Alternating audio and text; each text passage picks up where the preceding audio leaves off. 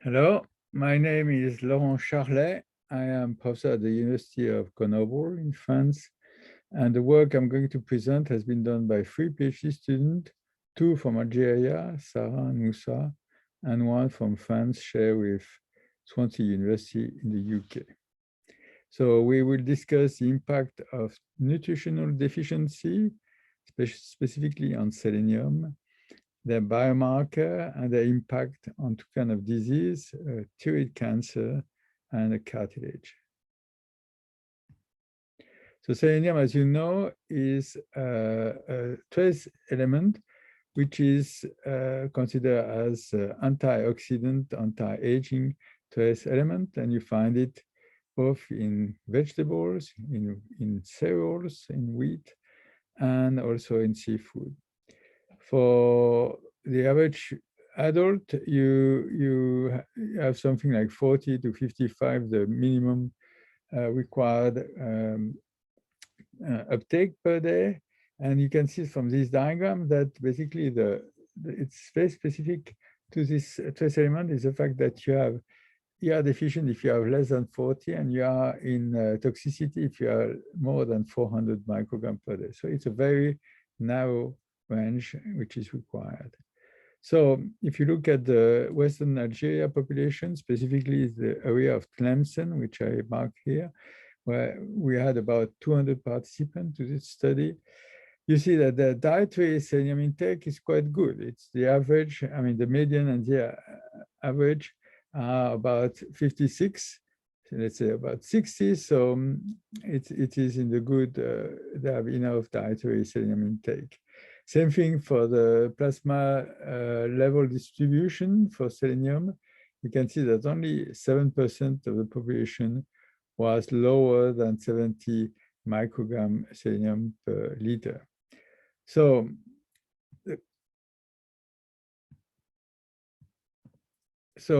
where do they get the selenium from? You can see that they get on the right-hand side that they get the selenium mostly from cereals, from wheat, couscous or bread, and also from vegetable and a little bit of milk and dairy product.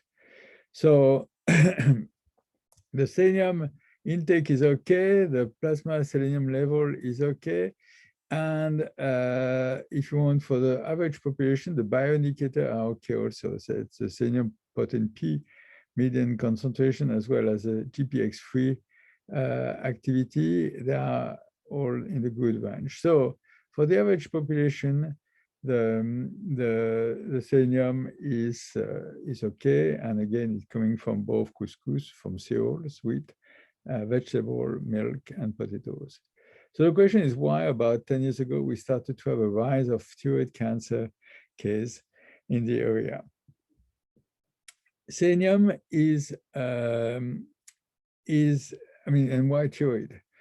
Thyroid is a tissue with the highest selenium concentration. It is an element which is required for the good function of thyroid exactly as much as iodine. Just to summarize what happened in a thyroid, you have production of H2O2, which is shown here on the left-hand side. So for that, you take up a lot of iodine, you need the TSH signal, and once you have that, you make the H2O2, and after you have a series of enzymes like SOD and NOx-4, which are limiting the diffusion of H2O2. But the question is that H2O2 is a very hard oxidant. So in fact, the selenium, all the selenium machinery is to limit the oxidative stress, and it's using selenium as an antioxidant. So for that, you pick up selenium, different selenium compounds from the blood, and once you have the inflammatory stimulus also coming from the blood, the thyroid start to produce selenoenzyme and to excrete selenoprotein P and GPX3, which we saw are the biomarkers of the selenium status. So again, for the average population, the concentration of selenium in the blood, the selenoprotein P and all that are quite good. But for a little part of the population, it is not as good. And this is true for the selenoprotein P, the selenium intake, and the different bioindicators. So in general, what we can say is a cancer patient have a selenium intake 55, which is lower than for the healthy control, which is about 65. And the plasma selenium level, GPX3 and selenium protein P concentration are also lower than for the average population. So the question now is, so these are the biomarkers. Can we go up and have a look at what happened at the nutritional level? Selenium is transferred to plant, to wheat, in a complex way. It is present as selenium 4 and selenium 6 ions in water. It can be immobilized in soil if you are reducing condition and precipitation of selenium 0, selenium -2. And after, once the plant picks up these ions, they will transform them in selenomethionine, selenocysteine, which will be integrated in proteins. So, and this here with this map, you can see quite well this concentration of selenium in the wheat and the sperm. So sometimes it works even, very, very well. For example, in the Great American Plain, which are full of selenium in their soil. Here is a map of selenium content, and this is due to geology. They have black shales in the underground, and these black shales are very rich in organic matter and selenium. So the wheat they grow is also very rich of selenium. You can see here from a paper produced in the South Dakota journal, the fact that the farmer can sell their wheat 5 times more than the average price due to this high selenium content. So the business of selenium-enriched food is getting a very big business.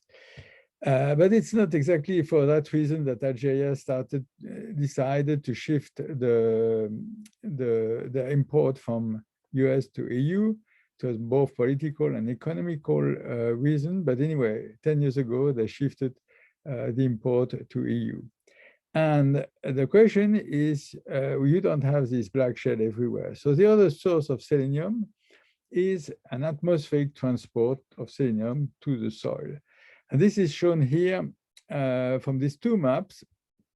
So selenium in the ocean is picked up by algae, by small algae, the coccolith, and which are doing big bloom. Here it's a satellite view of this kind of bloom in the ocean. And once they emit dimethyl selenium, this is picked up by the rain. And you can see here the monsoon, the wet tropical monsoon coming from the southeast of China and going toward the inside. And in China, you have 2 types of monsoon. You have this wet and warm monsoon, and you have a cold and dry monsoon from Siberia. And the line which is represented here is a front between these 2 monsoons. And what is striking is that this front is also the front, is also the place where you have the lowest amount of selenium in soil. So you have this, so this is just what I wanted to say. This is a kind of proof that really this transport of selenium from the ocean to the inside of the continent is in fact atmospheric transport.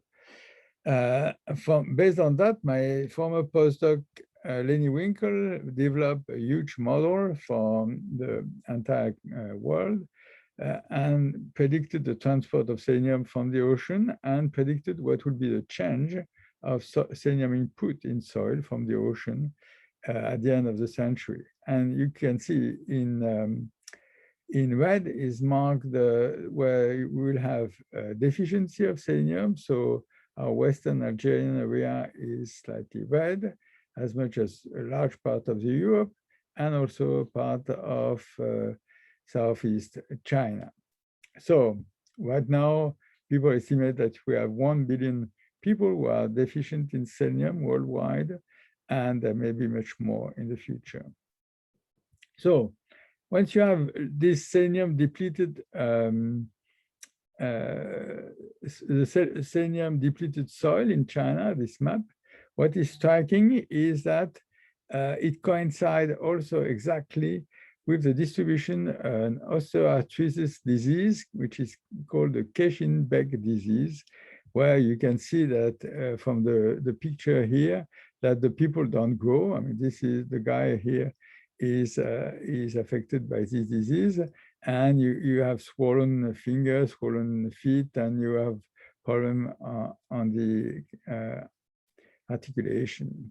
So we have to be trying to understand the link between this selenium deficiency in soil, and thus in the rice that they eat, and the disease. And this was done in collaboration with Swansea, as I said, university where they developed some models of immature bovine cartilage.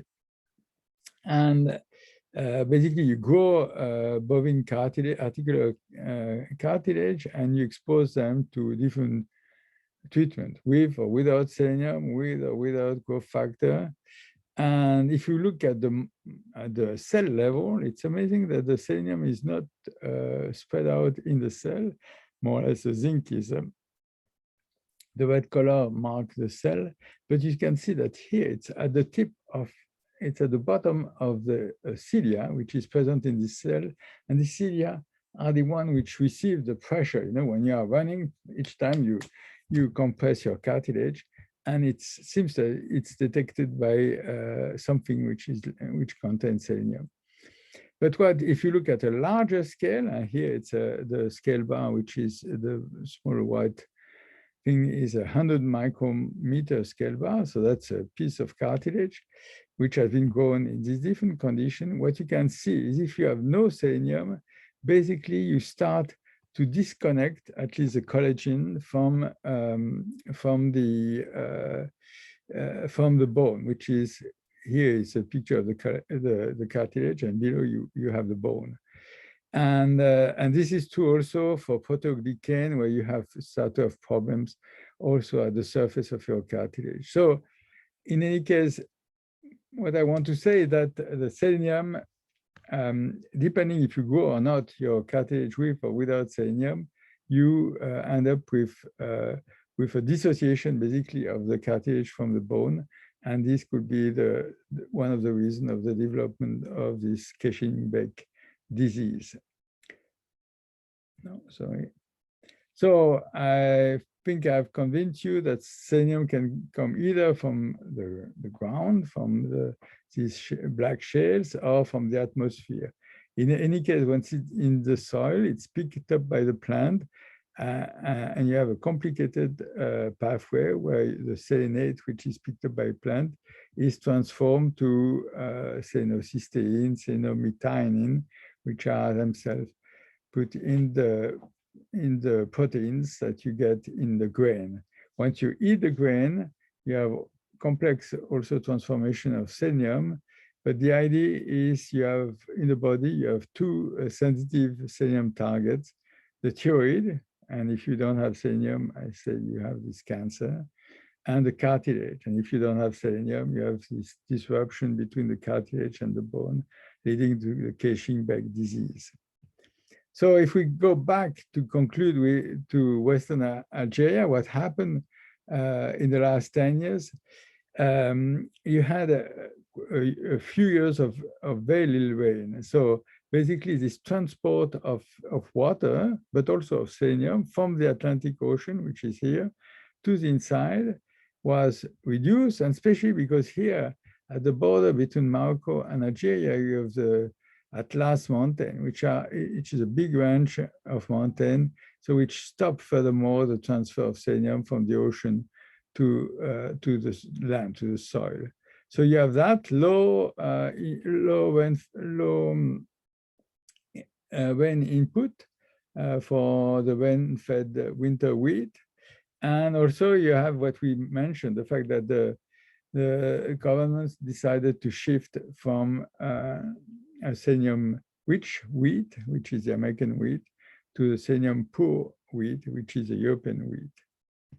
So in conclusion, what I would like you to remember is the fact that selenium is the antioxidant macronutrient, and it can come both from geological origin, for example, this black shale in the US Great Plains, or it comes from atmospheric transport with the rain, and this is what we show in China and Algeria.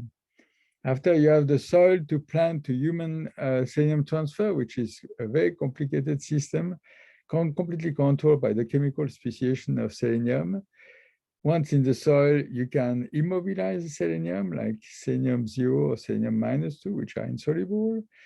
If you don't immobilize everything, the selenium is picked up by plant as selenate, and it's transferred to grain protein as selenium-methionine or selenium cysteine. In China and Algeria, wheat and rice are the major source of selenium. If you have selenium deficiency, you can have thyroid cancer, and we have seen that selenium deficient patient within a population which is otherwise quite well fed have clearly selenium plasma level and selenium protein P and GPX3 level, which are much lower than the population, the average population. And in the case of China and this osteoarthritis disease, you have this disruption between the collagen and the bone, and this discontinuity will lead to the stop of bone growth and to this Guillain-Barré disease. Thanks a lot, and welcome to Grenoble if ever you stop by. Bye.